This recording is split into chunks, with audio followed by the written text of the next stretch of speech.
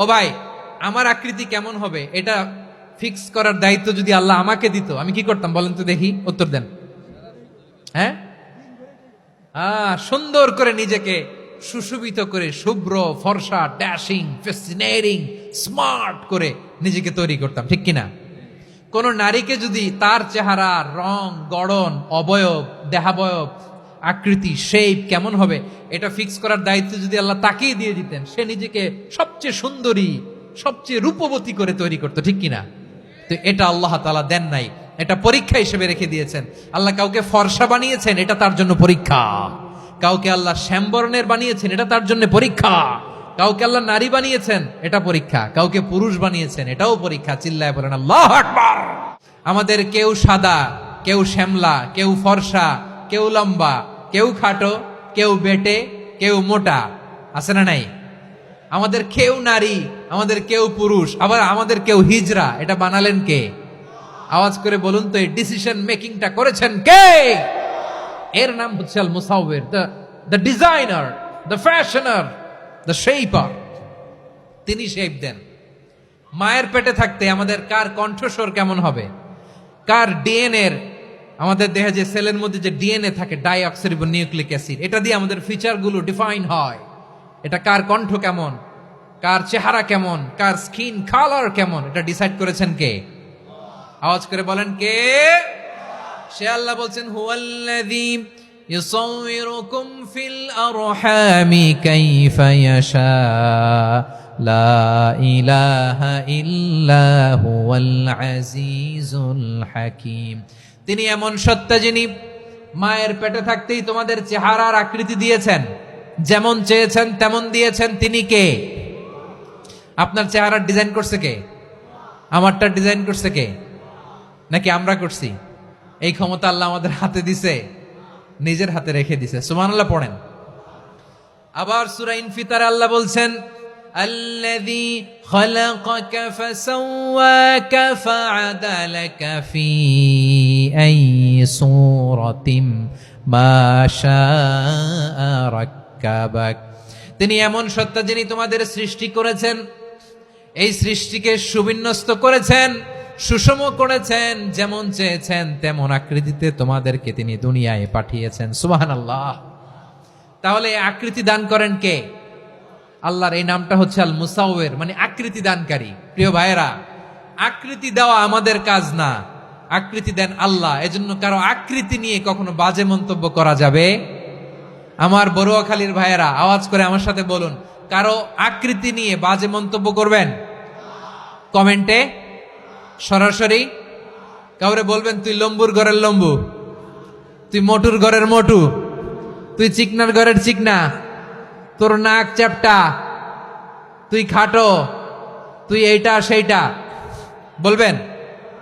কথা কয় না, বলবেন? কারো আকৃতি নিয়ে ব্যঙ্গ করা যাবে? এটার ইংরেজিতে বলে বডি শেমিং। কি বলে? Body shaming. এটা হারাম। আমার কলিজার টুকরা বারুয়াখালীর নবাবগঞ্জের যুবক ভাইয়েরা, খবরদার, কোশ্চিনকালেও আমরা কারো দেহের আকৃতি নিয়ে, বডি শেপ নিয়ে মন্দ কথা, বাজে কমেন্টস করব। কারণ এই আকৃতিটা দিয়েছে কে? আচ্ছা, ও যে শ্যামলা, ওরে শ্যামলা বানালো কে? আর এই লোক যে ফর্সা, এরে ফর্সা বানালো কে? একজন লম্বা, কে বানালো? আরেকজন খাটো, কে বানালো? তো লম্বা বানাইছে আল্লাহ, বেটে বানাইছে আল্লাহ। ওরে যদি বেটে বলেন, গালিটা কি ওর কাছে যায় না? যায়। যে ওরে বেটে বানাইছে তারে দেয়া হয় গালি। কথা বুঝতেছেন?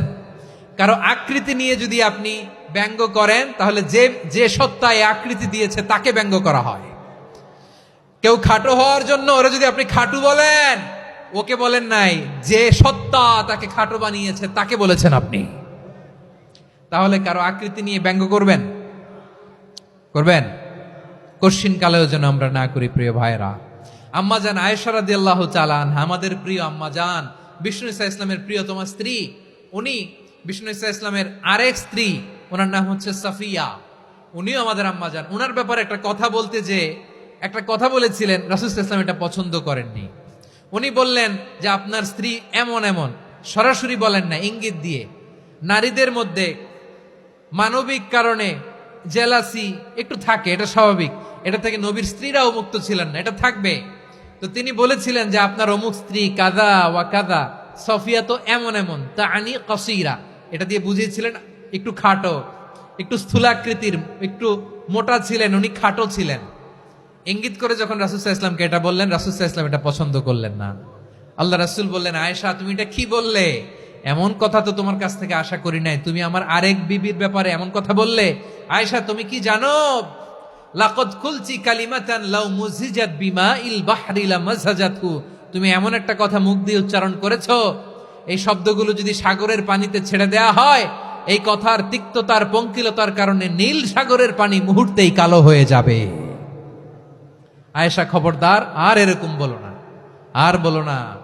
রাসূল সাল্লাল্লাহু আলাইহি ওয়াসাল্লাম কখনো বডি শেমিং কে স্পেস দিতেন না, সুযোগ দিতেন না।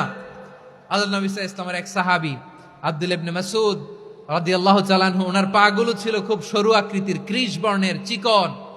উনি আরাক নামে এক গাছের উপরে উঠেছেন, ডাল ভাঙবেন, ডালা ভেঙে কি করবেন, মেসওয়াক করবেন। তো বাতাসের ঝাপটায় ওনার লুঙ্গি একটু সরে গেল, নিচ থেকে লোকেরা ওনার ওই চিকন পা দেখে ফেললো, দেখে সবাই হেসে কুটি কুটি হাসতেছে সবাই। বিষ্ণু সাল্লাল্লাহু আলাইহি ওয়াসাল্লাম বললেন, হাসলা কেন? সব সাহাবারা বলে, ইবনে মাসুদের পা দেখে হাসছি। রাসূল সাল্লাল্লাহু আলাইহি ওয়াসাল্লাম বলেন, আমার আব্দুল্লাহ ইবনে মাসুদের পা দেখে তোমরা এরকম হাসলা, তার আকৃতি নিয়ে তোমরা এরকম করলা, তোমরা কি জানো? ওয়াল্লাযী নাফসি বিয়াদিহি, সেই সত্তার শপথ যার হাতে আমার আত্মা, লাহুমা আসকালু ফিল মিজানি মিন উহুদ, আমার ইবনে মাসুদের পা দুইটা যদি মিজানের পাল্লায় কিয়ামতের দিন উঠিয়ে দেয়া হয়, উহুদ পাহাড়ের চেয়ে বেশি ভারী হয়ে যাবে। খবরদার, কারো আকৃতি নিয়ে ব্যঙ্গ করো না, কারণ আকৃতি সে নিজেরা বানায় নাই, এই আকৃতি দিয়েছে কে? ও ভাই, আমার আকৃতি কেমন হবে এটা ফিক্স করার দায়িত্ব যদি আল্লাহ আমাকে দিত, আমি কি করতাম বলেন তো দেখি, উত্তর দেন।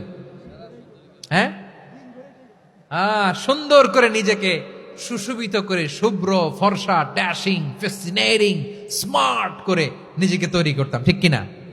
কোন নারীকে যদি তার চেহারা, রং, গড়ন, অবয়ব, দেহাবয়ব, আকৃতি, শেপ কেমন হবে এটা ফিক্স করার দায়িত্ব যদি আল্লাহ তাকিয়ে দিয়ে দিতেন, সে নিজেকে সবচেয়ে সুন্দরী, সবচেয়ে রূপবতী করে তৈরি করতো, ঠিক কিনা?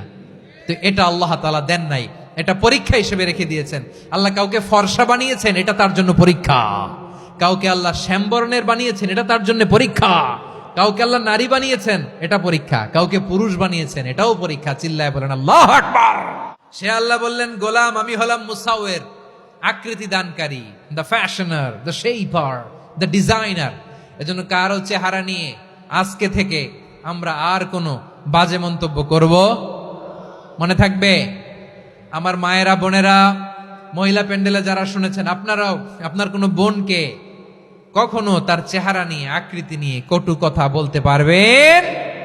আল্লাহ আমাদেরকে যাকে যেরকম বানিয়েছে এতেই আমরা হ্যাপি, ঠিক কিনা? অন্যেরটাও বলতে পারবেন না, নিজেরটাও পারবেন না। হায় রে আমি এত কালা কেন, হায় রে আমি এত খাটো কেন, হায় রে আমি এত, এগুলো বলা যাবে? এটা আমাদের একটা বড় আকীদার সাথে কন্ট্রাডিক্ট করে। সেটা হচ্ছে আর রিদা বিল কাদা, বিশ্বাসীরা আল্লাহ যেটা আমাদের জন্য কাদা ফয়সালা করেছেন এটাতে রাদি থাকে, সন্তুষ্ট থাকে, ঠিক কিনা বলেন? আর যদি আপনি কমপ্লেইন করেন তাহলে আপনার অসন্তোষ আপনি প্রকাশ করলেন। নারী হয়ে আপনি খুশি হবেন, আপনি পুরুষ তো এতেই খুশি হবেন। এখন পশ্চিমা বিশ্ব থেকে একটা রোগ বেরোইছে, এটার জেন্ডার ডিসফোরিয়া বলে। নারী হয়ে সে খুশি না, সে পুরুষ হতে চায়, এরকম আছে না নাই? পুরুষ, দিব্যি পুরুষ, সুস্থ পুরুষ, পুরুষ হয়ে হ্যাপি না, সে নারী হতে চায়। শরীফ হতে শরীফার গল্প আপনারা শোনেন নাই? এগুলোর সাথে ইসলামের কোনো সম্পর্ক? তাহলে আমাদের আকৃতি দেয় কে? চিল্লায় বলেন। আমার শেপ কিরকম, নিজের শেপ নিয়ে কমপ্লেন করবেন? অন্যের বডি শেপ নিয়ে আর কোনোদিন বডি শেমিং করবেন? যদি করেন, গালিটা কি তাকে দেয়া হলো নাকি আমার রবকে দেয়া হলো?